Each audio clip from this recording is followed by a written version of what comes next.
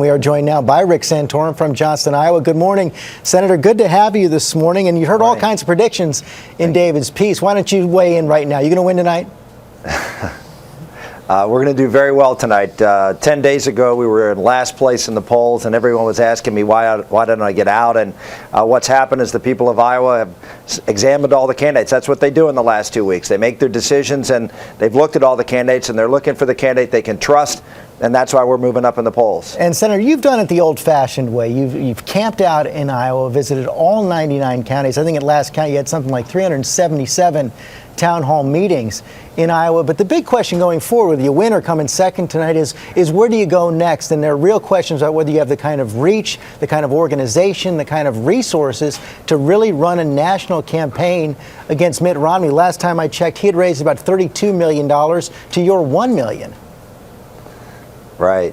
No, look, we've done this on, I would say we've done this on shoestring, but that would be insulting shoestrings. We've done it the old-fashioned way, but we've also done it in New Hampshire. I mean, I've spent more time in New Hampshire and done more events than anybody but John Huntsman. And the same thing with South Carolina. We've done more events in South Carolina than anybody else, and we've got great teams on the ground in both those places. We're prepared to go to all three states. We're going to New Hampshire right after this caucus tonight, and we're going to campaign hard there. We're going to make a day trip to South Carolina, and then we're going to pour it on in South Carolina. We feel very, very good that we've got the organization, and our money is coming in better than it's ever come in. And when we do well tonight, we suspect we'll have the resources to be able not just to compete in New Hampshire, but to compete all the way through. You're also starting to get the scrutiny that comes with doing better in the race right now. You've got Rick Perry calling you the king of earmarks. Mitt Romney says you're a typical Washington politician from your time in the Senate. And when you look at it, you have defended earmarks, even that famous bridge to nowhere. How can you do that? Right. Well, look at the Constitution, George. You know that. I mean, Congress appropriates money. That's what Congress is supposed to do. It's our constitutional requirement. What happened over the past 3 or 4 years, there was a huge explosion of spending, driven in large part by members of Congress being given earmarks to vote for that increased spending. When that happened, when we saw that explosion, I said, along with Jim DeMint, who, by the way, led this charge and was, in fact, an earmarker himself, that there was abuse going on. It was leading to higher spending, and we need to put an end to it.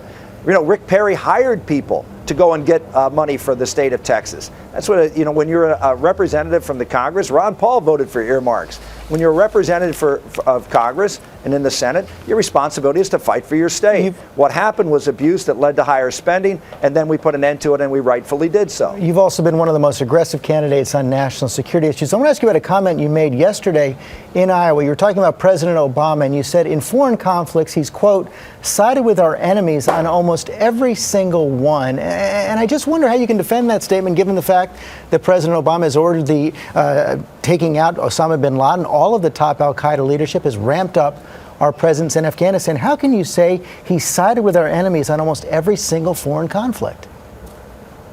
George, on every single contingency that has come up under his administration, the two things you mentioned, and are always mentioned by Obama defenders, are things that were in place when he was in office, when he came into office. They were missions that were defined. He has simply gone ahead and continued to execute those missions. But Senator, is that true? I mean, Osama bin Laden was alive when President Obama took office. He's dead now. Yeah, well, that's right. But that was a mission that was already decided. That was U.S. policy to kill Osama bin Laden and to kill al-Qaeda and to treat them as enemy combatants. The president did not change that policy, but that was not a policy or a problem that came up under his watch. The ones that did come up under his watch, Iran, Egypt, Syria, Honduras, you can go on down the list, Poland, the UK, the Czechs. Ask all of them whether Israel, whether we've been a good ally, one that you could stand by, and look at the ones who have been enemies to the United States, and we have appeased and pandered. This is a president that has gotten it wrong when every time there's been a decision to be made, what is in the interest of the United States, when a contingency came up under his watch, he's blown it. Well, you've had quite a list there. We're going to have to follow up on another time. One final question about Mitt Romney. What's the #1 argument against him? He's your top opponent right now.